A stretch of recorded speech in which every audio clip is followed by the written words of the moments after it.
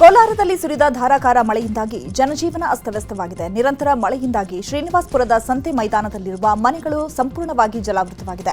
ಮನೆಗಳಿಗೆ ಮಳೆ ನೀರು ನುಗ್ಗಿದ ಪರಿಣಾಮ ಮನೆಯಲ್ಲಿದ್ದ ವಸ್ತುಗಳೆಲ್ಲ ಹಾನಿಯಾಗಿವೆ. ಚಾಮರಾಜನಗರದಲ್ಲೂ ಭಾರೀ ಮಳೆಯಾಗಿದ್ದು ಮಲೆ ಮಹದೇಶ್ವರ ಕಾಡಂಚಿನ ಪೊನ್ನಾಚಿ ಗ್ರಾಮದಲ್ಲಿ ಬೆಳೆದಿದ್ದ ರಾಗಿ ಬೆಳೆ ಹಾನಿಯಾಗಿದೆ. ಗ್ರಾಮದ ರಾಮಚಂದ್ರು ಎಂಬ ರೈತ 4 ಎಕರೆಯಲ್ಲಿ ಬೆಳೆದಿದ್ದಂತಹ ರಾಗಿ ಬೆಳೆ ನಾಶವಾಗಿದೆ. ಕೋಲಾರದಲ್ಲಿ ತಡರಾತ್ರಿ ಸುರಿದ ಭಾರಿ ಮಳೆಯಿಂದಾಗಿ ನಾನಾ ಅವಾಂತರಗಳು ಸೃಷ್ಟಿಯಾಗಿದೆ. ಕಾರಂಜಿ ಕಟ್ಟೆ ಬಡಾವಣೆ ಹಾಗೂ ಖಾದ್ರಿಪುರ ಸಂಪರ್ಕ ಮಾಡುವ ರೈಲ್ವೆ ಅಂಡರ್ ಪಾಸ್ ಜಲಾವೃತವಾಗಿದೆ. 5 ಅಡಿ ಎತ್ತರ ಮಳೆ ನೀರು ನಿಂತಿದ್ದು ವಾಹನ ಸಂಚಾರ ಅಸ್ತವ್ಯಸ್ತವಾಗಿದೆ. ಹೀಗಾಗಿ ರೈಲ್ವೆ ಅಂಡರ್ ಪಾಸ್ ಅವ್ಯವಸ್ಥೆ ಸರಿಪಡಿಸಲು ಒತ್ತಾಯಿಸಿ ಅರೆಬೆತ್ತಲೆ ಪ್ರತಿಭಟನೆ ನಡೆಸಲಾಗಿದೆ. ಮಳೆ ನೀರಲ್ಲಿ ನಿಂತು ಸ್ಥಳೀಯರು ಪ್ರತಿಭಟನೆ ನಡೆಸಿದ್ದು ರೈಲ್ವೆ ಅಧಿಕಾರಿಗಳ ವಿರುದ್ಧ ಆಕ್ರೋಶ ವ್ಯಕ್ತಪಡಿಸಿದ್ದಾರೆ. ದಾವಣಗೆರೆ ಜಿಲ್ಲೆ ಚನ್ನಗಿರಿ ತಾಲೂಕಿನಲ್ಲಿ ಭಾರೀ ಮಳೆ ಆಗ್ತಾ ಇದೆ. ಜೋಳದಾಳ್ ಗ್ರಾಮದ ಸುತ್ತಮುತ್ತ ಭಾರೀ ಮಳೆಯಾಗಿದ್ದು ಹಳ್ಳ ಕೊಳ್ಳಗಳು ಭರ್ತಿಯಾಗಿ ತುಂಬಿ ಹರಿತಾ ಇದೆ. ಹಿರೇಹಳ್ಳದಲ್ಲಿ ಭಾರೀ ನೀರು ಬಂದಿದ್ದು ಡ್ಯಾಂ ಭರ್ತಿಯಾಗಿದೆ. ಡ್ಯಾಂ ಮೇಲಿಂದ ನೀರು ಹರಿತಾ ಇದೆ. ಡ್ಯಾಂಗೆ ಈ ವರ್ಷ ಇನ್ನಷ್ಟು ಜೀವ ಕಳೆ ಬಂದಿದೆ. ಫಾಲ್ಸ್ ರೀತಿ ಉಕ್ಕಿ ಹರಿತಾ ಇದೆ. ಕಳೆದ 30 ವರ್ಷಗಳಿಂದ ಅಕ್ಟೋಬರ್ನಲ್ಲಿ ಈ ಭಾಗದಲ್ಲಿ ಈ ಪ್ರಮಾಣದ ಮಳೆ ಆಗಿರಲಿಲ್ಲ. ಜೈಲಿನಲ್ಲಿ ಗುಬ್ಬಚ್ಚಿ ಸೀನಾ ಹುಟ್ಟುಹಬ್ಬ ಆಚರಿಸಿಕೊಂಡಿದ್ದ ವಿಚಾರ ಬಯಲಾಗ್ತಾ ಇದ್ದಂತೆ ಸೀನನ ಇನ್ನಷ್ಟು ಮಾಹಿತಿಗಳು ಹೊರಬರ್ತಾ ಇದೆ. ಜೈಲಿನಿಂದಲೇ ವ್ಯಕ್ತಿಯೊಬ್ಬರಿಗೆ ಕರೆ ಮಾಡಿದ್ದ ಸೀನಾ ಹಫ್ತಾ ನೀಡುವಂತೆ ಧಮಕಿ ಹಾಕಿದ್ದಂತೆ. ರಾಜಾತಿಥ್ಯ ಪಡೆಯಲು ಜೈಲಾಧಿಕಾರಿಗಳಿಗೆ ಲಕ್ಷ ಹಣ ಕೊಡಬೇಕು, ನನಗೆ ಹಣ ಕೊಡು ಅಂತ ದೊಮ್ಮಸಂದ್ರದ ನಿವಾಸಿಗೆ ಬೆದರಿಕೆ ಹಾಕಿದ್ದಂತೆ. ಸೆಪ್ಟೆಂಬರ್ 27ರಂದು ಕರೆ ಮಾಡಿರುವ ಸೀನಾ 50 ಲಕ್ಷ ನೀಡುವಂತೆ ಆವಾಸ್ ಹಾಕಿದ್ದಂತೆ. ಹಣ ನೀಡಲು ಒಪ್ಪದ ಹಿನ್ನೆಲೆ ಅವರ ಮನೆಗೆ ತನ್ನ ಸಹಚರರನ್ನ ಕಳುಹಿಸಿ ಸೀನಾ ದಾಂಧಲೆ ಎಬ್ಬಿಸಿದ್ದಂತೆ. ಗುಬ್ಬಚ್ಚಿ ಸೀನಾ ಹಾಗೂ ಸಹಚರರ ವಿರುದ್ಧ ವರ್ತೂರು ಠಾಣೆಯಲ್ಲಿ ದೂರು ನೀಡಿದ್ರೂ ಪೊಲೀಸರು ಎಫ್ಐಆರ್ ಮಾಡದೆ ಕೇವಲ ಎನ್ಸಿಆರ್ ಮಾಡಿ ಕೈಬಿಟ್ಟಿದ್ದಾರಂತೆ. ನಿಜಶರಣ ಶ್ರೀ ಅಂಬಿಗರ ಚೌಡಯ್ಯ ಮೂರ್ತಿಗೆ ಕಿಡಿಗೇಡಿಗಳು ಹಾನಿ ಮಾಡಿರೋ ಘಟನೆ ಕಲಬುರಗಿ ಜಿಲ್ಲೆಯ ಶಹಬಾದ್ ತಾಲೂಕಿನ ಮುತ್ತಗ ಗ್ರಾಮದಲ್ಲಿ ನಡೆದಿದೆ. ಅಂಬಿಗರ ಚೌಡಯ್ಯ ಮೂರ್ತಿಗೆ ಕಲ್ಲೆಸೆದು ವಿರೂಪಗೊಳಿಸಲಾಗಿದ್ದು ಗ್ರಾಮದಲ್ಲಿ ಬಿಗುವಿನ ವಾತಾವರಣ ನಿರ್ಮಾಣ ಆಗಿದೆ. ಬಿಗಿ ಪೊಲೀಸ್ ಭದ್ರತೆ ವ್ಯವಸ್ಥೆ ಮಾಡಲಾಗಿದ್ದು ಸ್ಥಳಕ್ಕೆ ಹಿರಿಯ ಪೊಲೀಸ್ ಅಧಿಕಾರಿಗಳು ಭೇಟಿ ನೀಡಿ ಪರಿಶೀಲನೆ ನಡೆಸಿದ್ದಾರೆ. ಎಸ್ಸಿ ಒಳ ಮೀಸಲಾತಿ ಜಾತಿ ವಿಚಾರ ಹಿನ್ನೆಲೆ ಸಚಿವ ಮಹದೇವಪ್ಪ ನಿವಾಸಕ್ಕೆ ಒಳ ಮೀಸಲಾತಿ ಹೋರಾಟ ಸಮಿತಿ ಕಾರ್ಯಕರ್ತರು ಮುತ್ತಿಗೆ ಹಾಕಲು ಪ್ರಯತ್ನಪಟ್ಟಿದ್ದಾರೆ. ಶಿವಾನಂದ ಸರ್ಕಲ್ ಬಳಿ ಇರುವ ಸರ್ಕಾರಿ ನಿವಾಸಕ್ಕೆ ಮುತ್ತಿಗೆ ಹಾಕಲು ಯತ್ನಿಸಿದ್ದಾರೆ. ಈ ವೇಳೆ ಪೊಲೀಸರು ಕಾರ್ಯಕರ್ತರನ್ನ ವಶಕ್ಕೆ ಪಡೆದಿದ್ದಾರೆ. ಈ ವೇಳೆ ಮಾತನಾಡಿದ ಕಾರ್ಯಕರ್ತರೊಬ್ಬರು ಒಳ ಮೀಸಲಾತಿ ನಿರ್ಲಕ್ಷ್ಯ ಮಾಡುತ್ತಿದ್ದಾರೆ. ಆಯೋಗದ ಶಿಫಾರಸುಗಳನ್ನು ಅಧಿಕಾರಿಗಳು ಜಾರಿ ಮಾಡಲು ನಿರ್ಲಕ್ಷ್ಯ ಮಾಡುತ್ತಿದ್ದಾರೆ. ಸಿಎಂ ಸಿದ್ದರಾಮಯ್ಯ ಅವರು ಸಚಿವ ಮಹದೇವಪ್ಪ ಅವರ ರಾಜೀನಾಮೆಯನ್ನು ಪಡೆಯಬೇಕು. ಮಹದೇವಪ್ಪ ಮಾದಿಗ ವಿರೋಧಿ ಅಂತ ಕಿಡಿಕಾರಿದರು. ದುಡ್ಡು ಮಾಡೋದಕ್ಕೆ ಬಿಗ್ ಬಾಸ್ಗೆ ಬೀಗ ಹಾಕಲಾಗಿದೆ. ಡೀಲಿಂಗ್ ಕುದುರಿಸಲು ಬಿಗ್ ಬಾಸ್ ಬಂದ್ ಮಾಡಿಸಲಾಗಿತ್ತು ಅಂತ ಮಾಜಿ ಶಾಸಕ ಡಾಕ್ಟರ್ ಅನ್ನದಾನಿ ಗಂಭೀರ ಆರೋಪ ಮಾಡಿದ್ದಾರೆ. ಮಂಡ್ಯದಲ್ಲಿ ಮಾತಾಡಿದ ಅವರು, ಕಿಚ್ಚ ಸುದೀಪ್ ನೇತೃತ್ವದಲ್ಲಿ ಬಿಗ್ ಬಾಸ್ ನಡೀತಾ ಇದೆ. ಕಲಾವಿದರು ಇರುವಂತಹ ಬಿಗ್ ಬಾಸ್ಗೆ ನೋಟಿಸ್ ಕೊಟ್ಟು ಕಲಾವಿದರಿಗೆ ನಾಡಿಗೆ ಶಾಸಕ ನರೇಂದ್ರ ಸ್ವಾಮಿ ಅವಮಾನ ಮಾಡಿದ್ದಾರೆ ಅಂತ ಆರೋಪಿಸಿದ್ದಾರೆ. ಎಂಟರ್ಟೈನ್ಮೆಂಟ್ ಕಾರ್ಯಕ್ರಮ ಅದೆಲ್ಲದಕ್ಕಿಂತ ಹೆಚ್ಚಾಗಿ ಅಲ್ಲಿ ದೊಡ್ಡ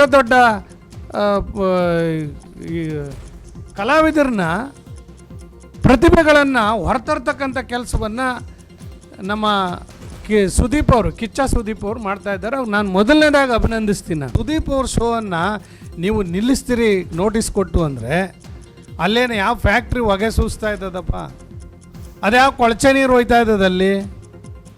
ಕೊಳಚೆ ನೀರು ಹೋದರೆ ಪೊಲ್ಯೂಟೆಡ್ ಆದರೆ, ಹೊಗೆ ಹೋದರೆ ಹೆಚ್ಚು ಹೊಗೆ ಸೂಸ್ತಿದೆ ಅಂತೇಳಿ ನೀವು ಮಾಡಿ ಕೊಡಿ.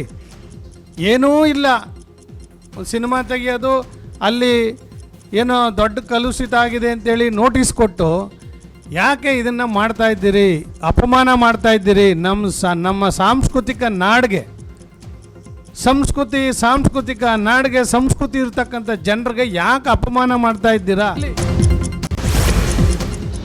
ಋತುಚಕ್ರ ರಜೆ ವಿಚಾರವಾಗಿ ಉಡುಪಿಯಲ್ಲಿ ಮಾತನಾಡಿದ ಸಚಿವ ಸಂತೋಷ್ ಲಾಡ್, ಕರ್ನಾಟಕ ಸರ್ಕಾರ ಒಮ್ಮತದಿಂದ ಈ ನಿರ್ಧಾರ ಕೈಗೊಂಡಿದೆ. ಬಹಳಷ್ಟು ಹೆಣ್ಣು ಮಕ್ಕಳಿಗೆ ಇದರಿಂದ ಅನುಕೂಲವಾಗಲಿದೆ. ಮುಟ್ಟಿನ ಸಮಸ್ಯೆಯಿಂದ ಅನೇಕ ಮಹಿಳೆಯರು ಬಳಲ್ತಾ ಇದ್ರು. ಒಡಿಶಾದಿಂದ ಬಂದಿದ್ದ ರಂಜಿತಾ ಪ್ರಿಯದರ್ಶಿನಿ ಅನ್ನೋರು ಭೇಟಿಯಾಗಿ ರಜೆ ಕುರಿತು ಪ್ರಸ್ತಾಪಿಸಿದ್ರು. ಇದಕ್ಕಾಗಿ ನಾವು ಸಮ್ಮತಿ ಮಾಡಿದ್ದೆವು. ರಾಜ್ಯಾದ್ಯಂತ ಜನರ ಅಭಿಪ್ರಾಯ ಸಂಗ್ರಹಿಸಿ ನಿರ್ಧಾರವನ್ನು ಕೈಗೊಂಡಿದ್ದು, ಪರ ವಿರೋಧ ಏನೇ ಇದ್ರೂ ಇದೊಂದು ಪ್ರಗತಿಪರ ಬಿಲ್ ಅಂತ ಹೇಳಿದ್ದಾರೆ. ಕರ್ನಾಟಕ ಸರ್ಕಾರ, ಸನ್ಮಾನ್ಯ ಮುಖ್ಯಮಂತ್ರಿಗಳು, ಉಪಮುಖ್ಯಮಂತ್ರಿಗಳು, ಅದ್ರ ಜೊತೆಗೆ ಎಲ್ಲ ಕ್ಯಾಬಿನೆಟ್ ಸಚಿವರು ಒಮ್ಮತದಿಂದ ಈ ಒಂದು ಬಿಲ್ಲನ್ನು ಪಾಸ್ ಮಾಡಿಕೊಟ್ಟಿದ್ದಾರೆ, ಒಂದು ಕಾನೂನನ್ನು ಪಾಸ್ ಮಾಡಿಕೊಟ್ಟಿದ್ದಾರೆ. ಇಡೀ ರಾಜ್ಯಾದ್ಯಂತ ಎಲ್ಲ ಜನರ ಅಭಿಪ್ರಾಯವನ್ನು ಸಂಗ್ರಹಿಸಿದ್ವಿ. ಪರ ವಿರೋಧ ಇದೇ ಇದೆ, ಆದರೆ ಇದೊಂಥರ ಪ್ರೋಗ್ರೆಸಿವ್ ಬಿಲ್ ಆಗಿ ಪರಿಗಣಿಸ್ತಾ ಇದೆ ಸರ್ಕಾರ ಹಾಗೂ ನಮ್ಮ ರಾಜ್ಯ. ಇಡೀ ಒಂದು ತಿಂಗಳಲ್ಲಿ ಯಾವುದೇ ಒಂದು ದಿನ ಅವ್ರು ಲೀವ್ ತಗೋಬಹುದು. 12 ದಿನಕ್ಕೆ 12 ತಿಂಗಳಿಗೆ 12 ಲೀವ್ ತಗೋತಕ್ಕಂಥದ್ದು ಒಂದು ಬಿಲ್ ಅನ್ನು ತಂದಿದ್ದೀವಿ. ಇವತ್ತು ಕರ್ನಾಟಕ ಸರ್ಕಾರ ಸನ್ಮಾನ್ಯ ಇವತ್ತಿನಿಂದ ಹಾಸನಾಂಬೆ ದರ್ಶನಕ್ಕೆ ಅವಕಾಶ ನೀಡಲಾಗಿದೆ. ಹಾಸನಾಂಬೆ ದರ್ಶನಕ್ಕೆ ಸಾವಿರಾರು ಭಕ್ತರು ಆಗಮಿಸುತ್ತಿದ್ದಾರೆ. ಈ ಬಾರಿ ವಿಐಪಿ ವಿವಿಐಪಿ ಪದ್ಧತಿಗೆ ಕೋಕ್ ನೀಡಲಾಗಿದ್ದು ಶಾಸಕರು, ಸಚಿವರು, ನ್ಯಾಯಮೂರ್ತಿಗಳ ದರ್ಶನಕ್ಕೂ ಕೆಲವು ಸಮಯಾವಕಾಶವನ್ನು ನೀಡಲಾಗಿದೆ.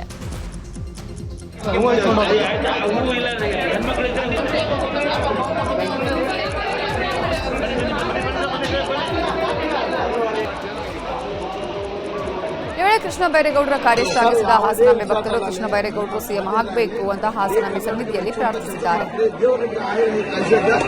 ಸರ್, ಯಾವುದೇ ವಿಚಾರದಲ್ಲಿ ಸಾಧ್ಯರಾಗಲಿ ಕರ್ನಾಟಕ ಮೆಚ್ಚುವಂತ ಕೆಲಸ ಮಾಡ್ತೀವಿ. ದೇವರಿಗೆ ಹಿಂಗೆ ಕೊಡಿ ಸರ್. ಕರ್ನಾಟಕಕ್ಕೆ ಪ್ರಾಮಾಣಿಕವಾಗಿ ಬೇಕಿರ್ತಕ್ಕಂಥ ಕೆಲವು ತಿಳಿಸಿದ್ರೆ ಅದರಲ್ಲಿ ನೀವೊಬ್ರು ಮುಂದಿನ ದಿನಗಳಲ್ಲಿ ಸಿಎಂ ಆದಂತ ಮುಂದಿನ ದಿನಗಳಲ್ಲಿ ಸಿಎಂ ಆದಂತ ಮುಂದಿನ ದಿನಗಳಲ್ಲಿ ಸಿಎಂ ಆದಂತ ಸರ್. ಇದು ಹಾಸನಾಂಬ ದೇಗುಲಕ್ಕೆ ಭೇಟಿ ನೀಡಿರುವ ಜಿಲ್ಲಾ ಉಸ್ತುವಾರಿ ಸಚಿವ ಕೃಷ್ಣ ಬೈರೇಗೌಡ ದರ್ಶನದ ವ್ಯವಸ್ಥೆಗಳನ್ನು ಪರಿಶೀಲನೆ ಮಾಡಿದ್ರು. ಈ ವೇಳೆ ಅಚ್ಚುಕಟ್ಟಾಗಿ ದರ್ಶನಕ್ಕೆ ವ್ಯವಸ್ಥೆ ಮಾಡಿರುವ ಅಧಿಕಾರಿಗಳನ್ನ ಕೃಷ್ಣ ಬೈರೇಗೌಡ ಪ್ರಶಂಸಿಸಿದ್ದಾರೆ. ನಮ್ದು ಚೆನ್ನಾಗಿದೆ ಅಂತ. ಈಗ ಮಂಜಣ್ಣ ಬಂದು ಏನ್ ಹೇಳಿದ್ರು, ಇವರು ಈಗ ಹೋಗಿ ಬಂದ್ರು. ಅಯ್ಯೋ, ಅವ್ರಿಗೂ ಗೌರವ ಆಗಿದೆ. ಈಗ ಅವ್ರಿಗೂ ಈ ಎಂಪಿಯರ್ ಅದೇ ಹೇಳ್ತಾ ಇದ್ರು, ಅಯ್ಯೋ ಹೋದ್ ಬಾರಿ ನಮ್ಗೆ ಓಡೋಗ್ಬೇಕಾಗಿತ್ತು ಪರಿಸ್ಥಿತಿ ಆಗಿತ್ತು. 2 ಫೋನ್ ಕಾಲ್ ಬಂತು. ಒಬ್ರು ಸೀನಿಯರ್ ಪೊಲಿಟಿಷಿಯನ್, ಇನ್ನೊಬ್ರು ಸೀನಿಯರ್ ಆಫೀಸರ್. ಇಬ್ಬರು ಹೇಳಿದ್ರು ನನಗೆ ಸೇಮ್, ಅವ್ರಿಗೂ ಇವ್ರಿಗೂ ಸಂಬಂಧ ಇಲ್ಲ. ಹೋದ್ಸತಿ ಬಂದು ನಮ್ಗೆ ಹೆಂಡತಿ ಹೇಳಿದ್ರು, ನೆಕ್ಸ್ಟ್ ಟೈಮ್ ಹೋದೇ ಬೇಡ, ಜನ ಅಷ್ಟು ಬೈತಾ ಇದ್ದಾರೆ ನಮಗೆ. ನಾವು ಆಫೀಸರ್ ಹೇಳಿದ್ರು, ಪೊಲಿಟಿಷಿಯನ್ ಹೇಳಿದ್ರು, ನೆಕ್ಸ್ಟ್ ಟೈಮು ನಾವು ಹೇಳಿದ್ರು, ನೆಕ್ಸ್ಟ್ ಟೈಮ್ ನಾವು ಬರೋದಿಲ್ಲ, ಜನ ಬಾಯಿ. ಕೇಬಲ್ ಹಾಕಲು ರಸ್ತೆ ಅಗೆದು ಬಳಿಕ ಅರ್ಧಂಬರ್ಧ ರಸ್ತೆ ಮುಚ್ಚಿರುವುದರಿಂದ ನಿತ್ಯ ವಾಹನ ಸವಾರರು ಪರದಾಡುವ ಸ್ಥಿತಿ ನಿರ್ಮಾಣವಾಗಿದೆ. ಮಂಡ್ಯದ ಪೇಟೆ ಬೀದಿಯಲ್ಲಿ ಘಟನೆ ನಡೆದಿದ್ದು, ಕೇಬಲ್ ಹೂಳಲು ಹಳ್ಳ ತೆಗೆಯಲಾಗಿತ್ತು. ಕೇಬಲ್ ಹಾಕಿದ ಬಳಿಕ ಸರಿಯಾಗಿ ಗುಂಡಿ ಮುಚ್ಚದೆ ಕಾರ್ಮಿಕರು ತೆರಳಿದ್ದಾರೆ. ಹೀಗಾಗಿ ಭಾರೀ ಮಳೆ ಆಗಿದ್ದರಿಂದ ಗುಂಡಿ ಆಗಿದ್ದು, ಗುಂಡಿಯಲ್ಲಿ ವಾಹನ ಸವಾರರ ಚಕ್ರ ಸಿಲುಕಿ ಸವಾರರು ಪರದಾಡುವಂತಾಗಿದೆ. ಬೆಳಗಾವಿ ಜಿಲ್ಲೆಯ ಕಾಗವಾಡ ಪಟ್ಟಣದಿಂದ ಗಣೇಶವಾಡಿ ಗ್ರಾಮದವರೆಗೂ ರಸ್ತೆಗಳು ಹದಗೆಟ್ಟಿದ್ದು, ನಿತ್ಯ ವಾಹನ ಸವಾರರು ಪರದಾಡುವ ಸ್ಥಿತಿ ಬಂದಿದೆ. ಕರ್ನಾಟಕ ಹಾಗೂ ಮಹಾರಾಷ್ಟ್ರ ರಾಜ್ಯದ ಗಡಿಭಾಗದಲ್ಲಿ ಬರುವಂತಹ ಕರ್ನಾಟಕ ಹಾಗೂ ಮಹಾರಾಷ್ಟ್ರ ರಾಜ್ಯದ ಗಡಿಭಾಗದಲ್ಲಿರುವಂತಹ ಗಣೇಶವಾಡಿ ಗ್ರಾಮದ ರಸ್ತೆ ಹದಗೆಟ್ಟಿದ್ದು, ಶೀಘ್ರದಲ್ಲೇ ರಸ್ತೆ ಸುಧಾರಣೆ ಮಾಡುವಂತೆ ಜನಪ್ರತಿನಿಧಿಗಳಿಗೆ ಸ್ಥಳೀಯರು ಮನವಿ ಮಾಡಿದ್ದಾರೆ. ಡ್ರೈನೇಜ್ ನೀರನ್ನು ನಗರಸಭೆಗೆ ತಂದು ಗ್ರಾಮಸ್ಥರು ಪ್ರತಿಭಟನೆ ನಡೆಸಿರುವ ಘಟನೆ ದೊಡ್ಡಬಳ್ಳಾಪುರದಲ್ಲಿ ನಡೆದಿದೆ. ಕಳೆದ 5 ವರ್ಷಗಳಿಂದ ಚಂದ್ರಮೌಳೇಶ್ವರ ಬಡಾವಣೆಯಲ್ಲಿ ಮೂಲಭೂತ ಸೌಕರ್ಯಗಳ ಸಮಸ್ಯೆ ಇದೆ. ಆದರೆ ಅಧಿಕಾರಿಗಳು ಯಾವುದೇ ಸಮಸ್ಯೆ ಬಗೆಹರಿಸುವ ಕೆಲಸ ಮಾಡಿಲ್ಲ. ಹೀಗಾಗಿ ಡ್ರೈನೇಜ್ ನೀರನ್ನು ನಗರಸಭೆಗೆ ತಂದು ಪ್ರತಿಭಟನೆ ಮಾಡಿದ್ದಾರೆ. ಈ ವೇಳೆ ಡ್ರೈನೇಜ್ ನೀರು ವಾಸನೆ ಬರ್ತಿದ್ದಂತೆ ಸಿಟ್ಟಿಗೆದ್ದ ನಗರಸಭೆ ಕಮಿಷನರ್ ನಿಮ್ಮ ಮೇಲೆ ಕೇಸ್ ಹಾಕಿಸ್ತೀನಿ ಅಂತ ಬೆದರಿಕೆ ಹಾಕಿದ್ದಾರೆ. ಈ ವೇಳೆ ಸಾರ್ವಜನಿಕರು ಹಾಗೂ ಅಧಿಕಾರಿಗಳ ನಡುವೆ ವಾಕ್ ಸಮರ ನಡೆದಿದೆ. ಯಾದಗಿರಿಯಲ್ಲಿ ಮತ್ತೆ ಬಡ್ಡಿ ದಂಧೆಕೋರರು ಹಾವಳಿ ಹೆಚ್ಚು ಮಾಡಿದ್ದಾರೆ. ಸುರಪುರ ತಾಲೂಕಿನ ವನದುರ್ಗ ಗ್ರಾಮದಲ್ಲಿ ಮಂಜುನಾಥ್ ಅನ್ನೋರಿಂದ ಮೊಹಮ್ಮದ್ ತಂದೆ ಜನರಲ್ ಸ್ಟೋರ್ಗಾಗಿ ಸಾಲ ಮಾಡಿದ್ರು. ಆದರೆ ಸಾಲದ ಬಗ್ಗೆ ಮಕ್ಕಳಿಗೆ ಹೇಳಿರಲಿಲ್ಲ. 2013ರಲ್ಲಿ ಮೊಹಮ್ಮದ್ ತಂದೆ ಮೃತಪಟ್ಟಿದ್ರು. ಹೀಗಾಗಿ ಮಂಜುನಾಥ್ ಮೊಹಮ್ಮದ್ ಇಸ್ಮಾಯಿಲ್ಗೆ ನಿಮ್ಮ ತಂದೆ 5 ಲಕ್ಷ ಸಾಲ ಉಳಿಸಿಕೊಂಡಿದ್ದಾರೆ, ತೀರಿಸುವಂತೆ ಹೇಳಿದ್ದಾರೆ. ಇದಕ್ಕೆ ಮೊಹಮ್ಮದ್ ಕೂಡ ಒಪ್ಪಿದ್ದು, ಬಳಿಕ ಕೆಲವೇ ದಿನಗಳ ನಂತರ ಬಂದು 18 ಲಕ್ಷ ಕೊಡಬೇಕು ಅಂತ ಹೇಳಿದ್ದಾರೆ. ಅದಕ್ಕೂ ಒಪ್ಪಿ ಸಾಲ ಕೊಟ್ಟಿದ್ದಾರೆ. ಆಗಿದ್ರೂ ಇನ್ನೂ 60 ಲಕ್ಷ ಕೊಡಬೇಕು ಅಂತ ಕಿರುಕುಳ ಕೊಟ್ಟಿದ್ದಾರೆ. ಇದರಿಂದ ಮೊಹಮ್ಮದ್ ಆತ್ಮಹತ್ಯೆಗೆ ಯತ್ನಿಸಿದ್ದು, ನ್ಯಾಯಕ್ಕಾಗಿ ಮೊಹಮ್ಮದ್ ಕುಟುಂಬಸ್ಥರು ಠಾಣೆ ಮೆಟ್ಟಿಲೇರಿದ್ದಾರೆ. ಸಚಿವ ಸಂಪುಟ ವಿಸ್ತರಣೆ ಔತಣಕೂಟ ವಿಚಾರದ ಬಗ್ಗೆ ಉಡುಪಿಯಲ್ಲಿ ಮಾತನಾಡಿರೋ ಸಚಿವ ಸಂತೋಷ್ ಲಾಡ್, ಪ್ರತಿ ವರ್ಷ ಔತಣಕೂಟ ಕರೀತಾರೆ, ಇದೇನು ಹೊಸತಲ್ಲ. ಸಿಎಂಗೆ ವೈಯಕ್ತಿಕವಾಗಿ ಮಾತನಾಡ್ತಾರೆ. ಸಂಪುಟ ವಿಸ್ತರಣೆ ಆಗೋದು ಸಹಜ ಪ್ರಕ್ರಿಯೆ. ಯಾವಾಗ ಮಾಡಬೇಕು ಅನ್ನೋದನ್ನ ಸಿಎಂ, ಡಿಸಿಎಂ ಹಾಗೂ ಹೈಕಮಾಂಡ್ ತೀರ್ಮಾನ ಮಾಡ್ತಾರೆ ಅಂತ ಹೇಳಿದ್ದಾರೆ. ಔತಣಕೂಟ ಪ್ರತಿ ವರ್ಷ ಕರೀತಾರೆ, ಅದೇನು ಹೊಸದಾಗಲ್ಲ. ಕಳೆದ ಬಾರಿನೂ ಕರೆದಿದ್ರು. ಸೊ ಇದು ಕರೀತಕ್ಕಂಥದ್ದು ಸನ್ಮಾನ್ಯ ಮುಖ್ಯಮಂತ್ರಿಯವರು ಎಲ್ಲರಿಗೆ ವೈಯಕ್ತಿಕವಾಗಿ ಮಾತನಾಡ್ತಾರೆ. ಕ್ಯಾಬಿನೆಟ್ ಎಕ್ಸ್ಪಾನ್ಷನ್ ಆಗ್ತಕ್ಕಂಥದ್ದು, ರೀಶಫಲ್ ಆಗ್ತಕ್ಕಂಥದ್ದು ಸಹಜ ಇರುತ್ತೆ ಎಲ್ಲ ಸರ್ಕಾರಗಳು ಬಂದಾಗ. ಯಾವಾಗ ಮಾಡಬೇಕು ಯಾವಾಗಿಲ್ಲ ಸನ್ಮಾನ್ಯ ಮುಖ್ಯಮಂತ್ರಿಯವರು, ಉಪಮುಖ್ಯಮಂತ್ರಿಯವರು ಹಾಗೂ ಪಕ್ಷದ ಹೈಕಮಾಂಡ್ ನಿರ್ಣಯ ಮಾಡುತ್ತೆ. ಅದು ನವೆಂಬರ್ ಡಿಸೆಂಬರ್ ಕ್ರಾಂತಿ ಇರಲಿ, ರಾಜ್ಯದಲ್ಲಿ ಸರ್ಕಾರ ಇದೆಯಾ ಎಂಬ ಪ್ರಶ್ನೆ ಇದೆ ಅಂತ ಮಾಜಿ ಸಚಿವ ಈಶ್ವರಪ್ಪ ಹೇಳಿದ್ದಾರೆ. ಈ ಬಗ್ಗೆ ಶಿವಮೊಗ್ಗದಲ್ಲಿ ಮಾತನಾಡಿದ ಅವರು, ಈ ಸರ್ಕಾರಕ್ಕೆ ರಸ್ತೆ ಗುಂಡಿ ಮುಚ್ಚಲು ಆಗ್ತಿಲ್ಲ. ಲಿಂಗಾಯತ ಸಮಾಜ ಒಡೆಯಲು ಯತ್ನಿಸಿದ್ರು, ಆದರೆ ಆಗ್ಲಿಲ್ಲ. ಪರಮೇಶ್ವರ್, ಜಾರಕಿಹೊಳಿ, ಮಹದೇವಪ್ಪ ಸಭೆ ಮಾಡ್ತಾರೆ. ಈತ ಸಿಎಂ, ನಾನೇ ಸಿಎಂ ಆಗಿ ಮುಂದುವರಿತೀನಿ ಅಂತ ಹೇಳ್ತಾರೆ. ಆದರೆ ಇಷ್ಟೆಲ್ಲ ಆದರೂ ಕೇಂದ್ರದ ಯಾವ ಕಾಂಗ್ರೆಸ್ ಮುಖಂಡರು ಮಾತನಾಡ್ತಾ ಇಲ್ಲ. ಇದರ ಮಧ್ಯೆ ಸಂಪುಟ ಪುನಾರಚನೆ ಬಗ್ಗೆ ಮಾತನಾಡ್ತಿದ್ದಾರೆ. ಈ ಮೂಲಕ ಡಿಕೆಶಿ ಬೆಂಬಲಿಗರನ್ನ ಬೆದರಿಸಲು ಮಾತನಾಡ್ತಿದ್ದಾರೆ ಅಂತ ಕಿಡಿಕಾರಿದ್ರು. ಸರ್ಕಾರ ಇದೆಯಾ ಅಂತ ಪ್ರಶ್ನೆ. ನವೆಂಬರ್ ಅಲ್ಲಿ ಸರ್ಕಾರದ ಬಗ್ಗೆ ಕ್ರಾಂತಿ, ಕಾಂಗ್ರೆಸ್ ಅಲ್ಲಿ ಕ್ರಾಂತಿ ಇದು ಹೇಳ್ತಾ ಇದೆ. ಶಿವಮೊಗ್ಗ ನಗರದ ಯಾವ ಭಾಗದಲ್ಲಿ ಹೋದ್ರೂ ಕೂಡ ಗುಂಡಿ. ಆದ್ರೆ ಈ ಸರ್ಕಾರಕ್ಕೆ ಹೃದಯ ಇಲ್ಲ, ಕೂಗಿದ್ರೆ ಕಿವಿ ಕೇಳಿಸಲ್ಲ, ಗುಂಡಿಗಳು ನೋಡಕ್ ಕಣ್ಣು ಇಲ್ಲ. ಹೃದಯ, ಕಿವಿ, ಕಣ್ಣು ಇಲ್ಲದೆ ಇರೋಂಥ ಸರ್ಕಾರದ ಹತ್ರ ಎಷ್ಟು ಹೇಳ್ಬೇಕು ನನ್ಗಂತೂ ಅರ್ಥ ಆಗಲ್ಲ. ಆದ್ರೆ ಕಾಂಗ್ರೆಸ್ನಲ್ಲೇ ಇರೋಂಥ ಗೊಂದಲಗಳು 100 ಜಾತಿ ಜನಗಣತಿ. ಸುಮ್ಮನೆ ಲಿಂಗಾಯತರನ್ನ ಚಿತ್ರ ಮಾಡಬೇಕು. ಈ ಧಾರವಾಡದ ಡಿಸಿ ಕಚೇರಿ ಎದುರು ಬಿಜೆಪಿ ಪ್ರತಿಭಟನೆ ನಡೆಸಿದ್ದು, ಮುಲ್ಲಾ ಮೋಕ್ಷ ಹೋಮ ಹಾಗೂ ರುದ್ರಪಠಣ ಮೂಲಕ ಶುದ್ಧೀಕರಣ ಮಾಡಲು ಬಿಜೆಪಿ ಕಾರ್ಯಕರ್ತರು ಮುಂದಾಗಿದ್ದಾರೆ.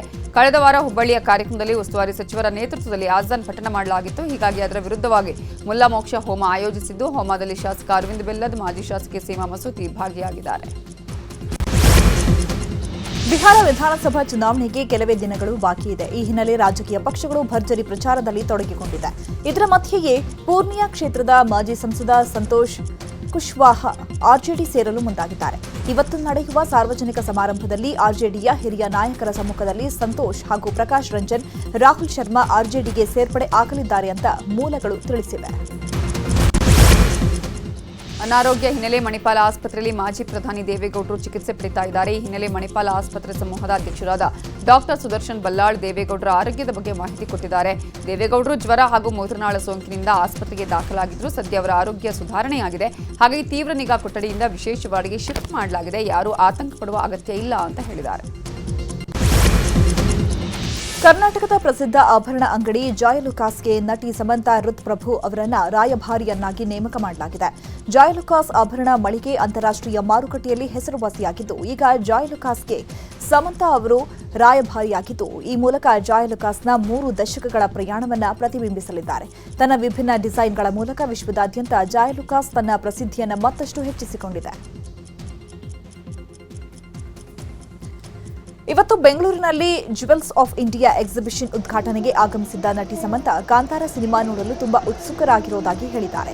ಬೆಂಗಳೂರಿನ ವೆದರ್ ಜನ ಎಲ್ಲ ಇಷ್ಟ ಎಂದಿದ್ದಾರೆ. ಈ ವೇಳೆ ಅಭಿಮಾನಿಯೊಬ್ಬ will you marry me Samantha ಅಂತ ಬರೆದುಕೊಂಡಿದ್ದ ಟೀ ಶರ್ಟ್ ತೋರಿಸಿದ. ಇದಕ್ಕೆ ಕೈ ಸನ್ನೆ ಮೂಲಕ ಸಮಂತಾ ನೋ ಅಂತ ಹೇಳಿದ್ದಾರೆ.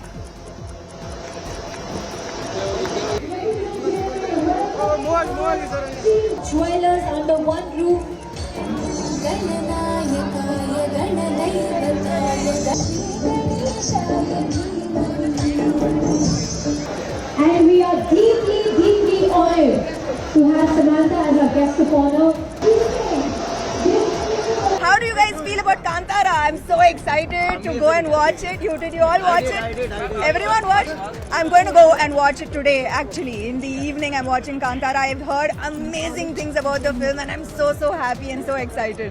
I'm also really happy to be here in this wonderful city to experience the love that it always surprises me to witness this kind of love, and I'm truly grateful. How do you guys feel about Kantara?